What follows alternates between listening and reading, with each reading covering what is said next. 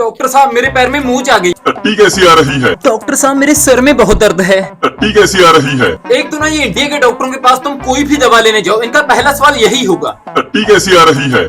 साले तूने खानी है? मैं एक डॉक्टर के पास गया था आंखों की दवाई लेने, तो उस डॉक्टर ने मुझसे पूछा, टट्टी कैसी आ रही है? अरे आंखों की कौन सी ऐसी नाड़ी है जो पिछवाड़े से जुड़ी हुई है? ये डॉक्टरों में कोई शर्म तो होती नहीं। मैं एक डॉक्टर के पास गया था बुखार की दवाई लेने, और वहाँ एक खूबसूरत लड़की बैठी थी। तो डॉक्टर ने मुझे उस लड़की के सामने ही पूछ लिया कि टट्टी कैसी आ रही है? अब वो लड़की मुझे ऐसे देख रही थी जैसे मैं कोई अलकायदा का मेंबर हूँ।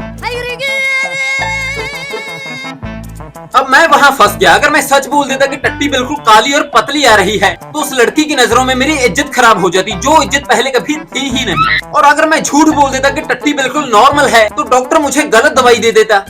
बात तो सही है। तो मैंने डॉक्टर को बोला कि मैं तो लैटरिन करता ही नहीं कुछ भी। तो ये सुन के डॉक्टर बोला,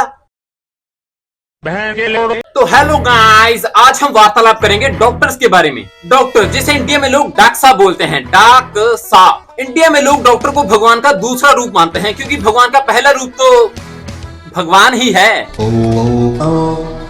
शहरों में डॉक्टर अलग अलग तरह के होते हैं, जैसे चमड़ी का डॉक्टर, दांत का डॉक्टर, हड्डियों का डॉक्टर, दिल का डॉक्टर, आंख का डॉक्टर, केले का डॉक्टर और वाइग्रा वगैरह वगैरह। लेकिन गांव में सिर्फ एक ही डॉक्टर होता है जो आंखों का इलाज भी करता है, चमड़ी का भी करता है, दांतों का भी करता है। मतलब अगर तुम गांव के डॉक्टर के पास कैंसर की दवा लेने भी चले जाओ, तो उसकी भी वो तुम्हें 4-5 गोलियां दे देगा। ये काली गोली सुबह पानी के साथ लेनी है, ये हरी गोली रात को केले के साथ लेनी है, और साथ में गारंटी भी मिलेगी कि 4-5 दिन ये गोलियां खा लो, 6वें दिन तुम्हारा कैंसर गायब। तो गांव के डॉक्टर को देखना, देख के लगेगा ही नहीं कि डॉक्टर है, ऐसा लगेगा कि ये तो कोई आम आदमी है, क्योंकि गांव के डॉक्टर सफेद कोट नहीं पहनते।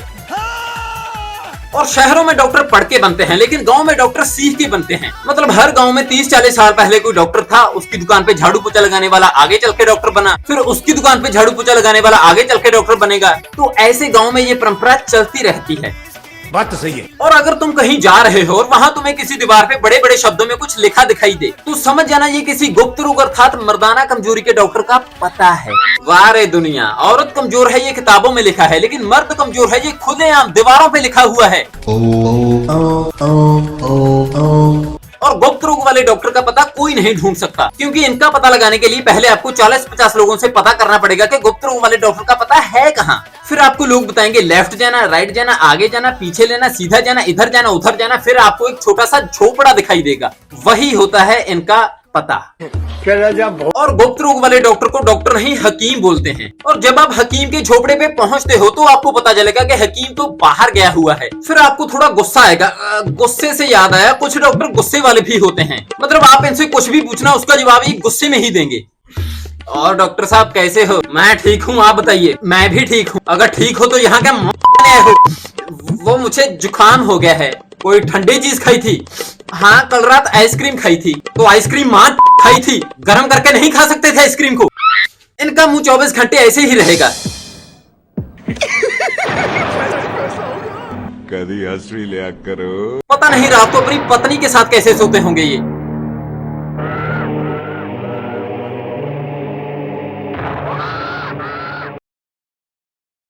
फिर आते हैं वो डॉक्टर जिनको हर बात में इंजेक्शन लगाना है। गले में दर्द है, तुम्हें तो सिर्फ इंजेक्शन लगेगा। बुखार है, तुम्हें तो सिर्फ इंजेक्शन लगेगा। पैर में मूंछ आ गई, तुम्हें तो सिर्फ इंजेक्शन लगेगा। हमारे गांव में एक डॉक्टर थे, डॉक्टर रफीक। वो हर बात में इंजेक्शन लगाने की बात करते थे। मैं एक बार डॉक्टर रफीक के पास यही पूछने गया था कि डॉक्टर साहब, डॉक्टर बनने के लिए क्या करना पड़ता है? पहले इंजेक्शन लगवाओ फिर बताऊंगा।